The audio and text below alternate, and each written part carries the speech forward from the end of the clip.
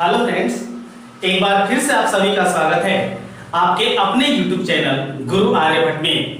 तो आज इस वीडियो में हम लोग बात करने वाले हैं द्विघात समीकरण के कुछ इंपॉर्टेंट क्वेश्चनों की। इसके पहले पिछले वीडियो में हमने द्विघात समीकरण की जो बेसिक नॉलेज आपको दिए थे और उस पर 10 ऑब्जेक्टिव क्वेश्चन भी आपको बताए थे। अगर उस वीडियो को अभी तक आप नहीं देख पाए हैं तो उसका लिंक नीचे दिया गया है, आप आसानी से उस वीडियो को देख सकते हैं। और उसके बाद आज हम आपके इसे द्विघात समीकरण के कुछ स्पेशल टेक्निक, स्पेशल रूल्स बताएंगे और द्विघात समीकरण को सॉल्व करने की काफी लंबी विधि जो होती है उसका शॉर्टेस्ट तरीका हम आपको बताएंगे इस वीडियो में। और उसके बाद हम आपको कुछ ऑब्जेक्टिव क्वेश्चनों का भी इस वीडियो में अभ्यास कराएंगे। तो आप सभी को यह भी पता होगा कि 26 मई को 10th का रिजल्ट जारी किया गया, जिसमें हमारे इंस्टीट्यूट के टॉप 10 विद्यार्थियों का रिजल्ट आपके सामने इस प्रकार से रहा। आप देख सकते हैं कि हमारे इंस्टीट्यूट के टॉप 10 जो रिजल्ट रहे वो किस प्रकार से हैं। तो इस टॉप 10 रिजल्ट को देखने के बाद आइए शुरू करते हैं आज के द्विघात समीकरण का स्पेशल रूल्स, और उसके बाद हम आपको बताएंगे इस द्विघात समीकरण से कुछ ऑब्जेक्टिव प्रकार के क्वेश्चन भी। तो शुरू करते हैं आज का यह वीडियो। लेकिन उसके पहले यदि मेरे इस चैनल पर नए हैं तो प्लीज इस चैनल को सब्सक्राइब कर लें और बेल के आइकन को जरूर प्रेस कर दें। आइए द्विघात समीकरण के जो स्पेशल रूल्स होते हैं उसकी बात करते हैं। पहले द्विघात समीकरण के रूल्स किस प्रकार से होते हैं, कैसे होते हैं। तो ये टॉपिक हम पिछले वीडियो में ही लाए थे, द्विघात समीकरण। और इस द्विघात समीकरण का जो प्रारूप बताया गया था, जो इसके फॉर्मेट बताए गए थे वो स्पष्ट कराया गया था, और वो था ax² plus bx plus c equal to 0। अर्थात कोई भी द्विघात समीकरण ax² plus bx plus c equal to 0 के रूप का होता है। तो अगर इस टाइप का द्विघात समीकरण होता है तो द्विघात समीकरण के जो शून्यक होते हैं, जो इसके मूल होते हैं, या हम द्विघात समीकरण को आंसर जो लाते हैं, ये भी आपको कॉन्सेप्ट बताए गए थे कि अगर द्विघात समीकरण का पावर 2 है तो इसके मूलों की जो संख्या होगी, इसके जो मूल होंगे उस मूल की संख्या होगी 2। अर्थात इसके मूल जो आएंगे वो भी 2 आएंगे। आइए हम एक एग्जांपल के द्वारा आज बताते हैं कि कोई भी द्विघात समीकरण को पलक झपकते कैसे आसानी से सॉल्व किया जा सकता है और उसका आंसर बताया जा सकता है। थोड़ा गौर करेंगे इस पर ध्यान से। सपोज दैट, जैसे मान लीजिए मेरे पास एक द्विघात समीकरण है और द्विघात समीकरण ले लेते हैं कुछ इस प्रकार से। आप देख सकते हैं कि आपके सामने द्विघात समीकरण है जो ax² plus bx plus c equal to 0 जो है इसी फॉर्मेट का ये भी है। अर्थात x² प्लस 6x प्लस 8। ऐसे किसी द्विघात समीकरण को सॉल्व करने की कई सारी विधियां हैं, जिसमें 3 विधियां काफी ज्यादा इंपॉर्टेंट मानी जाती हैं। इसमें एक नंबर से आता है गुणनखंड विधि, एक इसकी विधि आती है वर्ग पूरा करने की विधि, और एक आता है द्विघाती सूत्र के प्रयोग से बनाने की विधि। तो अगर इस द्विघात समीकरण को जो आपको दिखाई दे रहा है, यदि आपको इसका गुणनखंड से सॉल्व करना हुआ तो गुणनखंड के लिए इस बीच वाले जो टर्म है 6x, इसको 2 पदों में तोड़ना होता है या 2 पदों में अलग अलग खंड करने होते हैं। और उसका बेसिक कॉन्सेप्ट यही है कि इसके लिए हमें यह सोचना होता है कि ये जो 6x है इसके लिए 2 अंक कौन कौन से ऐसे सुटेबल हो जो आसानी से तोड़े जा सके। इसका कंडीशन हम लागू करते हैं। कंडीशन ये लागू होता है कि हमें 2 अंक ऐसे सोचने हैं जिनको गुना करें तो 8 अर्थात 8 हो जाए, और यहां का जो आपके सामने चिन्ह है प्लस, अर्थात उन अंकों को जोड़ने पर 6 हो जाए। ऐसे हमें 2 अंक सोचने होंगे। अगर ये अंक आप आसानी से सोच लेते हैं तो इसका सॉल्व करने का तरीका जो होगा ये काफी ज्यादा आसान होने वाला है। थोड़ी देर तक इस वीडियो के साथ बने रहें। फिर से एक बार जो हम कॉन्सेप्ट इसका होता है वो फिर से क्लियर कर देते हैं। दो अंक ऐसा सोचेंगे जिसको गुना करे तो 8, जोड़े तो 6। ऐसे दो अंक आपको सोचने होते हैं। सपोज है अगर आप सोच लिए तो x का मान, या फिर कह सकते हैं कि जो अंक सोचे वो क्या क्या हुआ, तो या तो 4 हो सकता है या तो 2 हो सकता है। क्योंकि 4 और 2 को हम गुना करेंगे तो 8 होगा, और 4 और 2 को जोड़ेंगे तो 6 हो जाएगा। अगर आप ऐसा सोच लिए, इस प्रकार से अंक अगर आप सोच लिए, तो अब आपको करना क्या है कि ये जो संख्या, ये जो अंक आपको मिले हैं, इसका जो भी चिन्ह है यहां पर, उस चिन्ह को जस्ट अपोजिट कर दीजिए। सपोज है जैसे 4 और 2, ये दोनों जो हैं ये प्लस में है। अगर इसका चिन्ह माइनस में कर देते हैं तो यही होगा इस द्विघात समीकरण का आंसर। अर्थात x का वैल्यू हमारे पास हो जाएगा, जब इसको सॉल्व करेंगे तो x का वैल्यू आएगा -4 और -2। अर्थात ये हो जाएगा इस प्रश्न का आंसर। हाँ, हो सकता है कि आपको एक बार में ये कॉन्सेप्ट समझ में नहीं आया होगा। इस कॉन्सेप्ट को समझने के लिए एक बार और आपको बताते हैं, इसको एक और क्वेश्चन के द्वारा बताते हैं, और इसके बाद काफी आसानी से आप इस क्वेश्चन को बना पाएंगे। तो फिर से एक बार ट्राई करते हैं, देखते हैं इस टाइप को कैसे क्वेश्चन को बना पाएंगे। इसके बाद एक क्वेश्चन और लेते हैं जिससे आपका कॉन्सेप्ट पूरी तरीके से क्लियर हो जाएगा कि द्विघात समीकरण को सॉल्व किस प्रकार से और कैसे आसानी से कर सकते हैं। तो क्वेश्चन ले लेते हैं, x² + 8x + 20 = 0। चलिए, पिछले वाले क्वेश्चन में दोनों जगह प्लस था, इस बार यहां प्लस के जगह पर हम माइनस आपका लेते हैं, ताकि आपको ये कंफ्यूजन ना हो कि सर प्लस प्लस ले रहे हैं तो आसानी से बन जा रहा है। ऐसा कुछ नहीं होता है। आइए, इसको गुणनखंड करने के लिए पहले हम दो अंक सोचेंगे। दो अंक सोचने का तरीका क्या है, कैसे सोचे दो अंक, तो उसके लिए हम आपको कॉन्सेप्ट बताएं कि दो अंक ऐसा सोचिए कि गुणा करें तो 20 आ जाए और घटाएं, क्योंकि इस बार यहां जो है माइनस है, तो माइनस करें तो 8 आ जाए। ऐसे आप दो अंक सोच लीजिए। तो जैसे ही आप दो अंक सोचते हैं उसको ध्यान से अच्छे से समझ के सोचेंगे, क्योंकि वही आपको आंसर दिलाने वाला है। तो दो अंक सोचेंगे तो 20, घटाने पर 8, दो अंक गुना करें तो 20, घटाए तो 8, तो आपको अंक मिल जाते हैं 10 और 2। क्योंकि 10 दूनी हो जाता है 20, और अगर 10 में से 2 घटाते हैं तो क्या हो जाता है, 8 हो जाता है। अब यहां सोचना आपको यह है कि अगर 10 और 2, चूंकि यहां पर +8 लाने हैं, तो 10 और 2 से +8 कैसे आएगा, तो जब 10 में से 2 को घटाएंगे, इस 2 वाले को माइनस करेंगे, तब तो मेरे पास +8 आएगा। ये भी आपको अच्छे से बैठा लेना है। अब क्या करना है कि यदि इसको आंसर में कन्वर्ट करना है, x का वैल्यू निकालना है, तो यहां जो चिन्ह है, जैसे यहां प्लस है तो आप इसे कर देंगे माइनस, और ये अगर माइनस है तो इसे कर देंगे प्लस। मतलब x का यहां जो वैल्यू हो जाएगा वो हो जाएगा -10 + 2।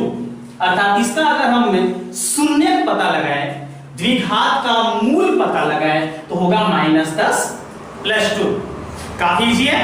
आइए एक और क्वेश्चन हम आपके सामने लेते हैं इसी टर्म से, ताकि आपका ये कॉन्सेप्ट पूरी तरीके से आज इस वीडियो में क्लियर हो जाए। आइए एक और ले लेते हैं, x² - 10x + 16 = 0। इस टाइप का क्वेश्चन लेते हैं। इस बार देखिए यहां माइनस है, यहां प्लस है, इसे कोई घबराने की आवश्यकता नहीं है, चाहे माइनस हो प्लस हो कैसे भी हो। आपको क्या करने हैं, यहां सोचने हैं कि दो अंक कौन से होंगे, जो सोचने में टाइम लगेगा, और अगर आप समझ जाएंगे तो काफी आसानी से सोच भी सकते हैं। सोचिए, दो अंक ऐसा सोचेंगे जिसको गुना करें तो 16 आ जाए, जोड़े, क्योंकि यहां इस बार प्लस है तो जोड़े तो 10 आ जाए, गुना करें तो 16, जोड़े तो 10 आ जाए। सब लोग आसानी सोच पा रहे हैं। तो अंक होगा 8 और 2, क्योंकि 8 और 2 गुना करेंगे तो 16 आ जाएगा, और 8 और 2 जोड़ेंगे तो 10 आएगा। अब देखिए कि 8 और 2 जो ये आपका आया, ये इसके -10x के सूटेबल है। -10 लाना है आपको, तो -10 लाने के लिए क्या करना होगा, तो दोनों को आपको माइनस में रखना होगा, तभी तो -8 और -2 -10 होगा। ये माइनस भी आपको कर देने हैं। अब चलिए इसका हम आंसर बताते हैं। तो x का यदि वैल्यू निकालना है तो x का वैल्यू जो चिन्ह है उसको परिवर्तित कर दीजिए, जो भी चिन्ह है उसको बदल दीजिए। माइनस में है तो प्लस में, माइनस में है तो प्लस में, मतलब यहां x का वैल्यू हो जाएगा -1 सॉरी +1 +2, अर्थात x का वैल्यू हो जाएगा 8 और 2। तो आई होप कि ये कॉन्सेप्ट आपको बिल्कुल आसानी से समझ में आ गया होगा। और इस कॉन्सेप्ट से किसी भी द्विघात समीकरण का जो ऑब्जेक्टिव क्वेश्चन में जो आंसर बताए जाते हैं वो काफी जल्दी और आसानी से लगाए जा सकते हैं। ऐसे बनाने के कॉन्सेप्ट तो है ही, बनाने के कॉन्सेप्ट हम आपको नेक्स्ट वीडियो में जरूर बताएंगे कैसे बनाए जाते हैं। लेकिन अगर ऑब्जेक्टिव क्वेश्चन में इसे सॉल्व करना है तो ऑब्जेक्टिव क्वेश्चन में ए बी सी केवल बताना होता है, तो इसे आप जल्दी और आसानी से बता पाएंगे। आइए एक और क्वेश्चन लेते हैं और फिर इसके बाद हम आपको कुछ ऑब्जेक्टिव क्वेश्चन भी इस वीडियो में बताने वाले हैं। एक और इसी टाइप का क्वेश्चन लेते हैं और देखते हैं कि ये क्वेश्चन किस प्रकार से बनता है। इस बार थोड़ा सा इस क्वेश्चन में हम परिवर्तन करने वाले हैं। क्या परिवर्तन करने वाले हैं, तो चलिए इस बार ले लेते हैं 2x² + 5x - 7 = 0। ये द्विघात समीकरण है। अभी जितने भी द्विघात समीकरण थे उसमें x² के गुणज नहीं होते थे, लेकिन इस बार x² के यहां गुणज हैं, तो इसे कैसे सॉल्व करेंगे देखिए। तो पहले सेम प्रोसेस वही होगा, लेकिन यदि x² का गुणज आ जाए तो पहले a और c को आपको क्रॉस कर लेना है। तो देखिए 2 यहां माइनस था, तो इसको क्रॉस करेंगे तो 14। थोड़ी देर के लिए आप सोच लीजिए कि यहां पर मेरे पास जो अंक है वो 14 है, 14 है। अब यहां से आप सोचना स्टार्ट कीजिए। 2 अंक ऐसा सोचेंगे, गुना करें तो आ जाए 14, और चूंकि देखिए इस बार माइनस है, घटाओ का चिन्ह है, तो घटाए तो आ जाए 5, गुना करें तो 14, घटाए तो 5। ये ऐसे आपको सोचने हैं। तो इसके लिए आपको समझ में आ रहा होगा। इसके लिए अंक मिलेंगे 7 और 2, 7 और 2। 7 और 2 में गुना करेंगे तो 14 हो जाएगा, और 7 में से 2 घटाएंगे तो 5 आ जाएगा। अब एक छोटा सा ध्यान ये भी देना है प्लस माइनस का, तो +5x लाना है, +5x लाना है, तो 7 मेरा प्लस में होगा और ये वाला माइनस में होगा, क्योंकि 7 में से 2 घटाएंगे तब तो 5 आएगा। ये कंडीशन अंक ढूंढने के लिए प्लस माइनस का निर्णय इस 5 के अनुसार। और एक छोटा सा और कार्य करने पड़ जाएंगे इसमें आपको, कि यदि x² का यहां गुणज है नहीं है तो आंसर हो जाता है चिन्ह परिवर्तन करने पर, लेकिन अगर है यहां पर तो x का मान निकालते समय पहले हम चिन्ह परिवर्तन करेंगे। जो मेरे पास प्लस में है उसे माइनस में देंगे, जो माइनस उसे प्लस करेंगे, और एक छोटा सा और कार्य करने होंगे। यहां जो x² का ये गुणज है इससे आप इसको भाग लगा देंगे। तो जैसे ही आप भाग लगाएंगे तो x का वैल्यू हो जाएगा -7/2, और ये कैंसिल हो जाएगा, अर्थात हो जाएगा ये +1 इस तरीके से। तो कर सकते हैं कि अगर इस टाइप का क्वेश्चन आ जाए जिसमें x² का गुणज है, छोटा सा काम बढ़ जाता है कि जो भी यहां गुणज होते हैं उसे केवल यहां आपको भाग लगाना है। तो इस तरीके से काफी इजी और काफी जल्दी आप ऐसे क्वेश्चनों को कर सकते हैं। आप समझ गए होंगे। 2-4 क्वेश्चन खुद से जब अभ्यास कर लेंगे तो ये कॉन्सेप्ट आपको काफी ज्यादा इजी लगने लगेगा, और आप देखते देखते आंसर का भविष्यवाणी करने लगेंगे कि आपका इस प्रश्न का आंसर क्या आने वाला है। तो आई होप कि ये चीज आपको समझ में आ गया होगा।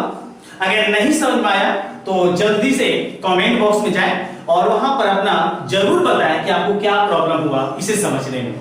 आइए अब हम बताते हैं इस वीडियो में कुछ ऑब्जेक्टिव टाइप के क्वेश्चन इस द्विघात समीकरण से। आइए देखते हैं ऑब्जेक्टिव क्वेश्चन। इसके बाद ऑब्जेक्टिव सीरीज में हम लोग आगे बढ़ेंगे, और ऑब्जेक्टिव सीरीज में आज हम क्वेश्चन जो लिए हैं वो शुरू होगा 11 नंबर से, क्योंकि इसके पिछले वाले वीडियो में 10 क्वेश्चन हम ऑब्जेक्टिव आपके करा चुके थे।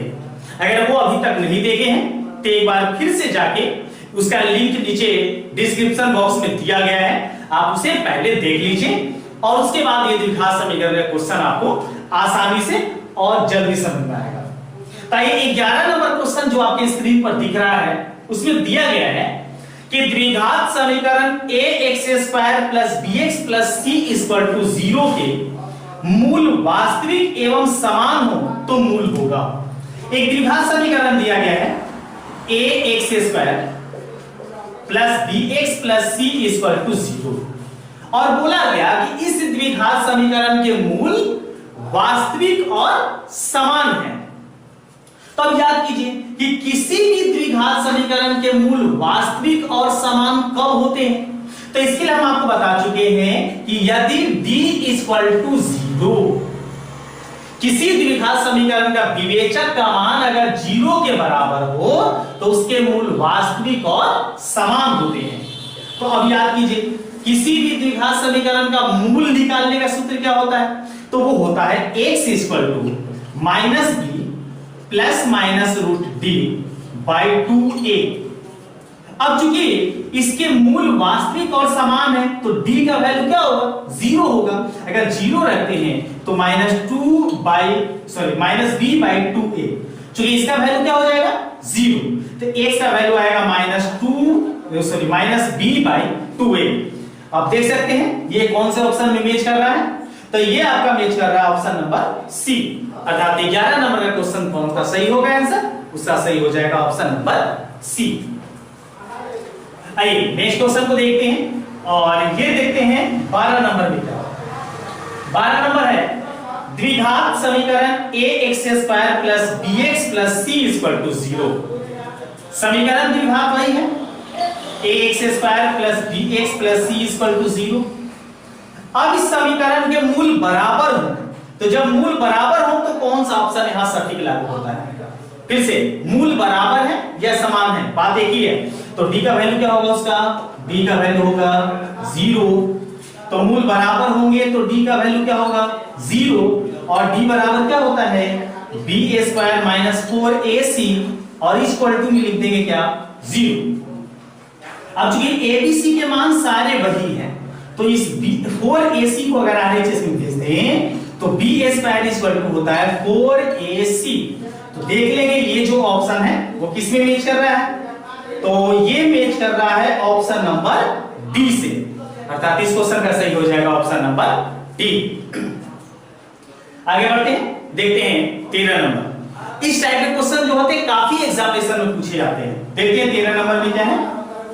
तो 13वां क्वेश्चन जो आपके स्क्रीन पर है देखिए दिखाई दे रहा है, यदि द्विघात समीकरण ax² plus bx plus c equal to 0, same द्विघात समीकरण तो एक ही आ रहा है अभी तक, इक्वल टू 0 और इसके लिए b² लेस देन 4ac, एक कंडीशन और है b² लेस देन 4ac,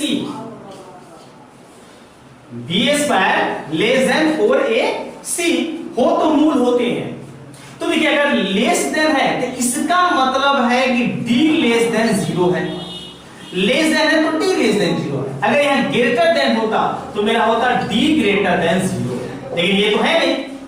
अब सोचिए कि d जब लेस देन 0 हो, d का मान 0 के से छोटा हो तो उस समय समीकरण के मूल कैसे होते हैं, इसको कॉन्सेप्ट क्लियर किए थे। तो इसका जवाब हो जाएगा कि मूल जो होंगे वह वास्तविक नहीं होंगे, अवास्तविक होंगे। याद कीजिए हम बताए थे कि d ग्रेटर देन 0 तो मूल वास्तविक और असमान होते हैं, d इक्वल टू 0 तो मूल वास्तविक और समान होते हैं, जबकि हम बता चुके हैं कि d लेस देन 0 तो मूल अवास्तविक होंगे अर्थात वास्तविक नहीं होंगे। तो इसका सही हो जाएगा ऑप्शन नंबर सी। बढ़ते हैं नेक्स्ट क्वेश्चन की ओर। अगला क्वेश्चन देखा जाए, नेक्स्ट क्वेश्चन कैसा है, 14 नंबर में है कि द्विघात समीकरण हमारे सामने है, वो है 3/4 x² और उसके बाद है -8x - 3 = 0। इसके विविक्तर का मान निम्नलिखित में कौन सा होगा?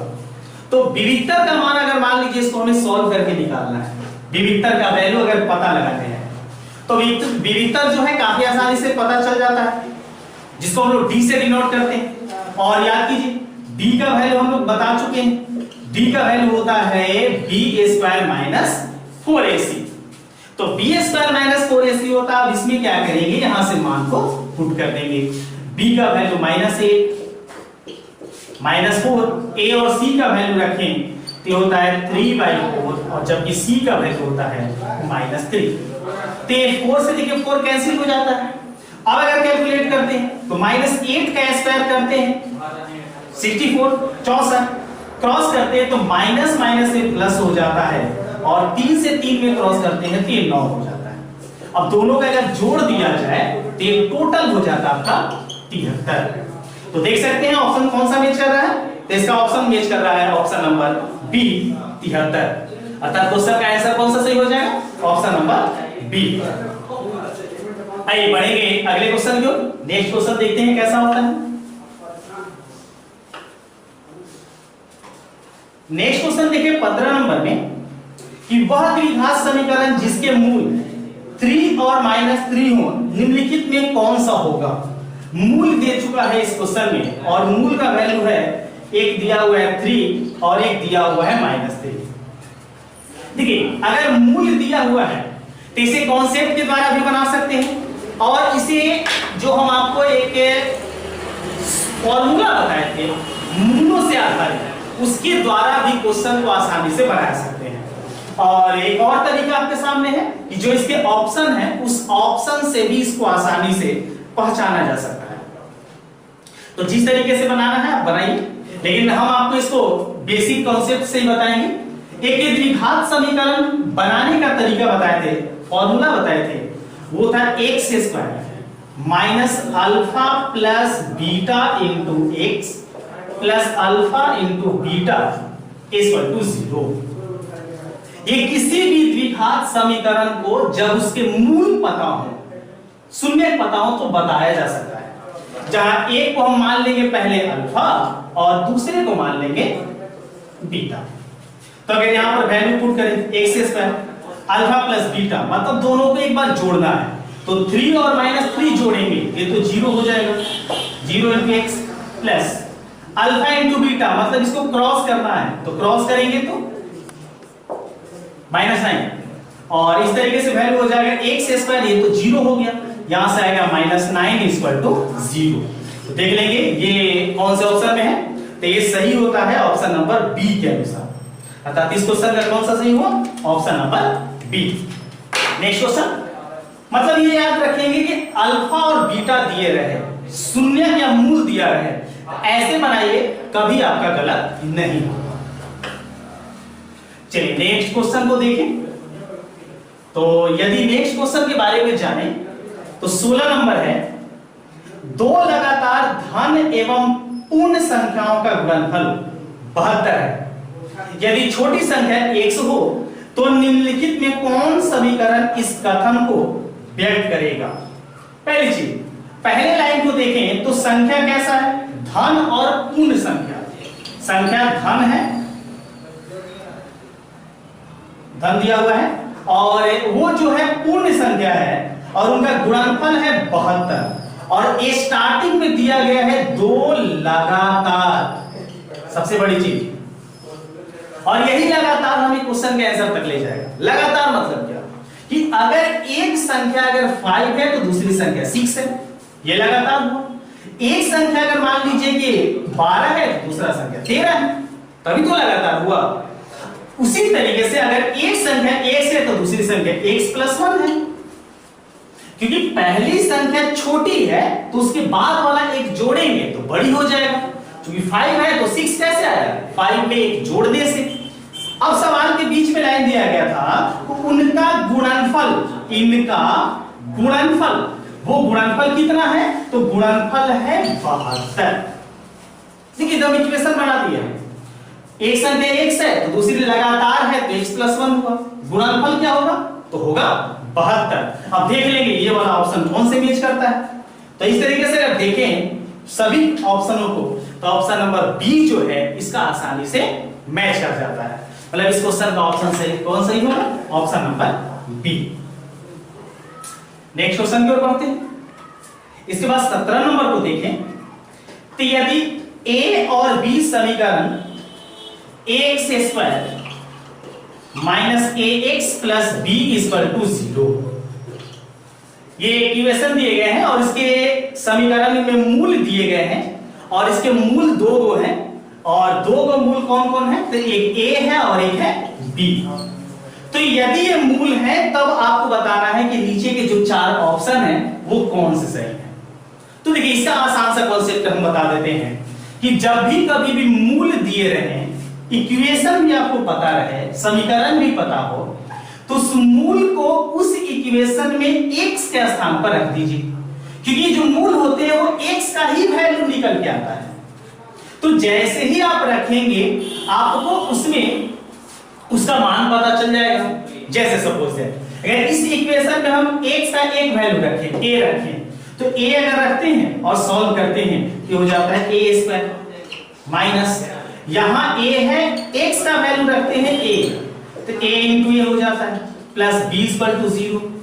अब देखिए तो ये मेरे पास a स्क्वायर ये भी हो जाएगा a square plus b equal to 0, तो ये तो कट गया, तो आया मेरे पास क्या? b। मतलब a जब हम रखे तो मेरे पास क्या आया? b आया। अर्थात अगर ये ऐसे कभी भी ऑप्शन में आ जाए तो वही उसका आंसर होता है। तो देख लेंगे x में कहीं b दिया हुआ है, अगर दिया हुआ है तो वो सही होगा। तो यहां पर ऐसे कोई ऑप्शन नहीं दिया है जिसमें a का वैल्यू b दिया है, इसका मतलब 17 का सही हो जाएगा ऑप्शन नंबर डी, इनमें से कोई नहीं। कौन सा सही हुआ? इनमें से कोई नहीं। चलिए देखते हैं। इसके बाद 18 नंबर क्वेश्चन देखें तो दिया गया है कि a के जिस मान के लिए समीकरण x square plus 4x plus a equal to 0, एक इक्वेशन दिया गया है x square plus 4x plus a equal to 0 और इसके मूल वास्तविक और भिन्न होंगे, वास्तविक और असमान होंगे, भिन्न होंगे, तो वह क्या है? मतलब a का मान है इस क्वेश्चन में आपको सॉल्व करके बताना है। काफी इजी क्वेश्चन है।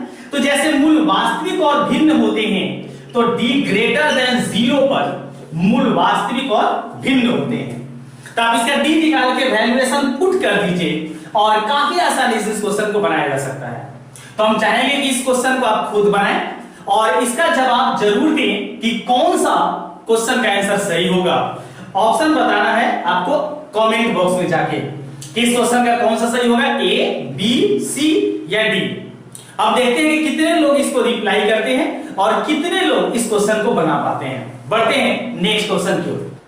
हाँ, 19 नंबर क्वेश्चन को देखें तो दिया गया है द्विघात समीकरण x square plus 2x minus 3, x square plus 2x minus 3 equal to 0 के मूलों का योग का मान क्या होगा?